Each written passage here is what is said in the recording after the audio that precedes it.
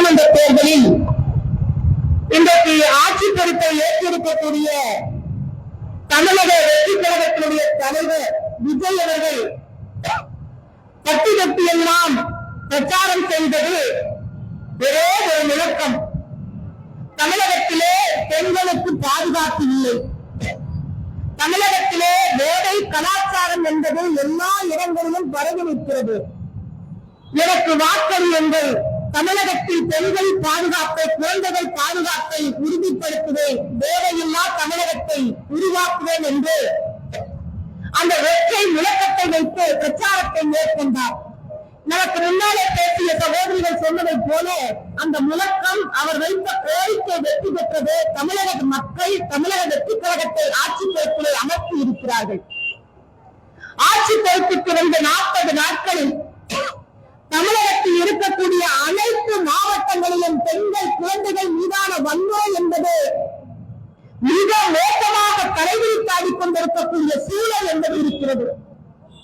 இன்றைக்கு குழந்தைகள் மீதான வன்முறை கோவை மாவட்டத்திலே 10 வயது சிறுமி 10 வயது சிறுமி மிக மோசமாக வீட்டு பாலியல் பலாத்காரத்திற்கு ஆளாக்கப்பட்டு கொல்லப்பட்டால் தமிழகமே கொந்தளித்தது. ஆனால் தமிழக வெற்றி கழகத்தினுடைய நண்பர்கள் தமிழக வெற்றி கழகத்தினுடைய ஆதரவாளர்கள் எழுதினாங்க, இந்த குழந்தையினுடைய சாவுக்கு மிகமான கொடூரமான படுகொலைக்கு யார் காரணம்னா இந்த குழந்தையுடைய அம்மா காரணம் என்று எழுதினார். பாதிக்கப்பட்ட குடும்பத்தையே குற்றவாளியாக்கக்கூடிய மனோநிலையை இந்த கட்சியினர் வளர்த்துக் கொண்டிருக்கிறார்கள். ஸ்ரீவைகுண்டம் சம்பவத்தை இங்க சொன்னாங்க. ஸ்ரீவைகுண்டம் சம்பவத்தில் பாதிக்கப்பட்டது தாவேக்காவினுடைய பெண் நிர்வாகி, விசில் சின்னத்துக்கு வீடு வீடாக ஓட்டு கேட்ட நிர்வாகி இன்றைக்கு தன்னுடைய சொந்த வீட்டை தான் குடியிருந்த வீட்டை இழந்து வீடு இல்லாமல் நடுத்தரவில் நின்றுட்டு இருக்கிறாங்க. வீட்டுக்கு வாடகைக்கு இந்த வீட்டுல காலி பண்ண வச்சுட்டாங்க. இப்படி மோசமாக பெண்கள் மீதான பாலியல் வன்முறைகள் நடக்கிற போது தமிழகத்தினுடைய முதல்வர் அமைதியாப்பது சரியல்ல என்பதை செய்வதற்காக இந்த கண்டனத்தோடு நடத்திக் கொண்டிருக்கின்றோம்.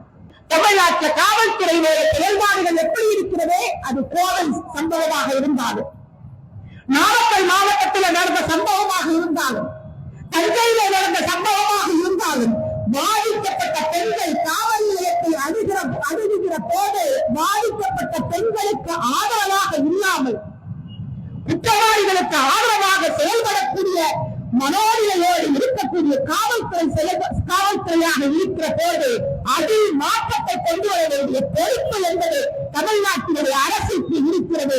குறிப்பாக தமிழகத்தினுடைய முதல்வருக்கு இருக்கிறது. நான் ஒரு சின்ன திரைப்படத்தை நினைவுபடுத்தலாம் நினைக்கிறேன். பெரிய படம் நினைக்கிறேன்.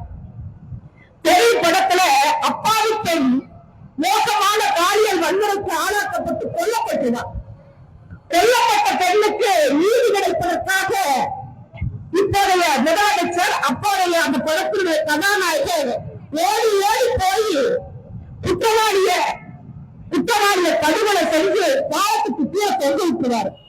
பாதிக்கப்பட்ட ஸ்ரீவைகுண்டம் பெண் கேட்ட கேள்வி இது, அண்ணா பெரிய படத்துல தெரியாத ஒரு தங்கச்சிக்காக, சினிமாவில் நடித்த தங்கச்சிக்காக ஓடி ஓடி போல அழைச்சு கொண்டு பாலத்துக்கு கீழே குற்றவாளியை கொண்டு விட்டீங்களே, சாட்சியாக உயிரோடு நிற்கிறேன், பாதிக்கப்பட்ட பெண் இருக்கிறேன், நியாயம் எங்கே கேட்டான். நியாயம் எங்கே என்று கேட்டால் அப்படித்தான் நாங்க கேட்டோம். சினிமாவில் அது நடக்கும். அது சினிமாவில் நீங்கள் நியாயமான முறையில் பாதிக்கப்பட்ட பெண்களுக்கு நம்பிக்கையாக இந்த காவல்துறையின் அரசில் செயல்பட வேண்டும் என்பதை இந்த நேரத்தை தெரிவிச்சுட்டோம். நாங்கள் இப்படி போராடுகிற போது சிலர் கேட்கிறாங்க, ஜனநாயகமாக சொல்ல உடனடியாக 40 நாள் போராட்டத்தில் அப்படிங்க ஒரு 6 மாசம் டைம் கொடுங்க. 6 மாதம் நேரம் கொடுப்பதற்கு கால அவகாசம் கொடுப்பதற்கு இது படப்பிடிப்பு தளம் கிடையாது, இது சினிமா கிடையாது. இந்த படத்துல நல்லா நடிக்கிற அடுத்த படத்துல பார்த்துக்கலாங்க. ஒவ்வொரு பெண்ணினுடைய உயிர், தமிழக பெண்களுடைய பாதுகாப்பு, குழந்தைகளுடைய பாதுகாப்பு சம்பந்தப்பட்ட விஷயம். ஆகவே 6 மாத கால அவகாசம் என்று கேட்பதெல்லாம் சரியானது கிடையாது. அரசிற்கு இந்த அரசிற்கு பெண்கள் பாதுகாப்பு குழந்தை பாதுகாப்பு குறித்து ஒரு பொறுப்புணர்வு ஒரு அவசியம் என்பது இருக்கிறது என்பதை இந்த நேரத்தில் பதிவு செய்கிறேன். தமிழ்நாட்டிலே வேலை கலாச்சாரம் கடந்த 40 நாட்களிலே தமிழக அரசாங்கம் பொறுப்பேற்றவுடன் 717 டாஸ்மாக் கடைகளை மூடப்படும் என்று அறிவித்தீர்கள். அனைத்து இந்திய ஜனநாயகவாத சங்கம் பாராட்டியது வரவேற்றது. ஆனால் நிலைமை என்ன? தகவல் உரிமை சட்டத்தில் போக்கு கேட்கிற போது டாஸ்மாக் நிறுவனம் பதிலளிக்க மறுத்துவிட்டது. பல்வேறு அழுத்தங்களுக்கு பிறகு இந்த பதில் சொல்லி இருக்கிறீர்கள். ஆனால் மூடப்பட்ட பல டாஸ்மாக் கடைகள் இன்றைக்கு திறந்திருப்பதாக விவரங்கள் என்பது வருகிறது. இவ்வளவு மோசமான வன்முறைகளுக்கு காரணமாக இருப்பது போதையும் ஒரு காரணம். ஆனால் போதை பொருளை கட்டுப்படுத்துவதற்கான நடவடிக்கை என்பது உங்கள் 40 நாள் ஆட்சியில் போதுமானதாக இல்லை என்ற குற்றச்சாட்டை முன்வைக்கிறோம். டாஸ்மாக் கடைகளுடைய எண்ணிக்கையை குறைக்க வேண்டும். பொதுமக்கள் கூடக்கூடிய இடங்களிலே வழிபாட்டு தலங்கள் அருகிலே பள்ளி கல்லூரிகளுக்கு அருகில் இருக்கக்கூடிய டாஸ்மாக் கடைகளை அப்புறப்படுத்துவதற்கு நடவடிக்கை எடுக்க வேண்டும் என்பதை இந்த நேரத்திலே பதிவு செய்கிறேன். சிங்கப்பெண் கடை அருமையான ஜனநாயக மாத சங்கம் வரவேற்கிறது. சிங்கப்பெண் பாதுகாப்பு படையில இருக்கிறவங்களுக்கு பாதுகாப்பு வேண்டிய நிலைமையில தான் இருக்கிறோம். ஆனாலும் கூட அனைத்து இந்திய ஜனநாயக மாத சங்கம் இந்த சிங்கப்பெண் படையை வரவேற்கிறோம். பல்வேறு இடங்கள்ல இந்த படையில் இருக்கக்கூடியவர்களுக்கு பாலின சமத்துவம் குறித்த பயிற்சி வேண்டும். பல்வேறு இடங்கள்ல போய் துப்பட்டா போடுங்க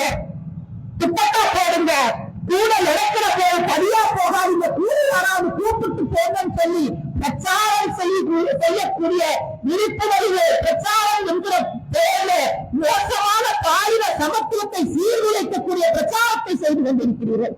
ஆகவே இந்த படைக்கு போதிய பாலின சமத்துவம் குறித்த பயிற்சியை அளிக்க வேண்டும்.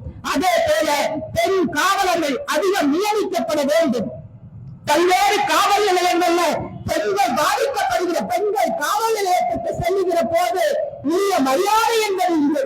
அதே போல பாதிக்கப்பட்ட பெண்கள் செல்கிற போது உரிய அளவில் காவலர்கள் இல்லாத சூழல் என்பது இருக்கிறது. பெண் காவலர்கள் நியமனம் என்பது அதிகப்படுத்த வேண்டும் என்பதை இந்த நேரத்தில் தெரிவித்துக் கொள்கிறோம். அதே போல இன்றைக்கு இத்தகைய வன்முறை சம்பவங்களில் ஈடுபடக்கூடிய காவல்காரர்களுடைய நிர்வாகிகள் மீது நடவடிக்கை என்பது அவசியமாக இருக்கிறது. தமிழ்நாட்டில் நடைபெற்றிருக்கக்கூடிய பல்வேறு சம்பவங்கள்ல தமிழக வெற்றி கழகத்துடைய நிர்வாகிகள் சம்பந்தப்பட்டிருப்பதாக தகவல்கள் வெளிவருகிறது. எனக்கு முன்னாலே பேசிய அன்பு சகோதரி சுகந்தி அவர்கள் கூறியதைப் போல பாதிக்கப்பட்டிருக்கக்கூடிய பெண்ணை இந்த கட்சியை விட்டு வைக்கிறீர்கள். ஆனால் குற்றம் சாட்டப்பட்டிருக்கக்கூடிய தாவேக்காரனுடைய எம்எல்ஏ சரவணன் இந்த பக்கத்தில் உட்கார்ந்துட்டு இருக்கிறாரு. என்ன நியாயம்? இதுதான் பெண்களுக்கு பாதுகாப்பு கொடுக்கிற லட்சணமா? ஏழு வார்த்தை இன்று வரை தமிழ்நாட்டில் பல்வேறு ஊடகங்கள் அனைத்து இந்திய ஜனநாயக வாத சங்கம் போன்ற அமைப்புகள் ஸ்ரீவைகுண்டம் எம்எல்ஏ மீது இவ்வளவு மோசமான குற்றச்சாட்டு இருக்கிறது. இந்த கட்சியில் நீங்கள் நடவடிக்கை எடுக்க வேண்டும் என்று நாங்கள் கோருகிறோம்.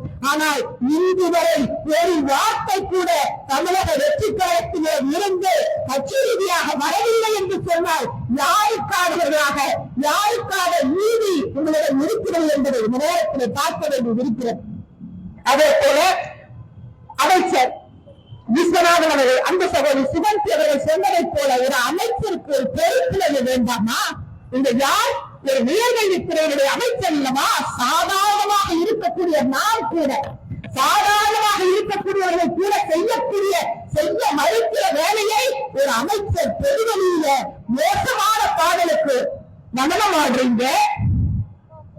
பெருமை குறித்து பெண் குழந்தைகள் பெருமை குறித்து பல்வேறு விழிப்புணர்வு நிகழ்ச்சிகளை நாம வீடுகள்ல கொடுத்துட்டு பெருவெளியில சமூக இயக்கங்கள் கொடுக்கிறாங்க. ஆனால் பெருவெளியில அமைச்சர் குழந்தைகளுடன் அப்படி நடந்து வந்தது என்பது சரியானது கிடையாது.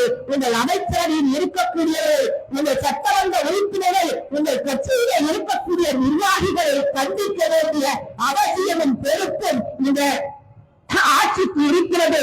தமிழக முதலமைச்சருக்கு இருக்கிறது. எனவே பெண்கள் குழந்தைகள் மீதான வன்முறைகளை தடுத்து நிறுத்த வேண்டும். பெண்கள் குழந்தைகள் மீதான வன்முறைக்கு காரணமாக இருக்கிற வேலை கலாச்சாரத்தை எரிப்பதற்கான நடவடிக்கை எடுக்க வேண்டி இருக்கிறது. புதிய அரசாக இருப்பினும் தமிழகத்தில் இருக்கக்கூடிய பெண்கள் அமைப்புகளை எல்லாம் இணைத்து இந்த வன்முறைகளை எல்லாம் தடுப்பதற்கான ஆலோசனைகளையும் செயல் திட்டத்தையும் உருவாக்கிட வேண்டும் என்று அனைத்து இந்திய ஜனநாயக மாதர் சங்கத்தின் சார்பாக கேட்டு வாய்ப்புக்கு நன்றியை சொல்லி முடிக்கிறேன். நன்றி.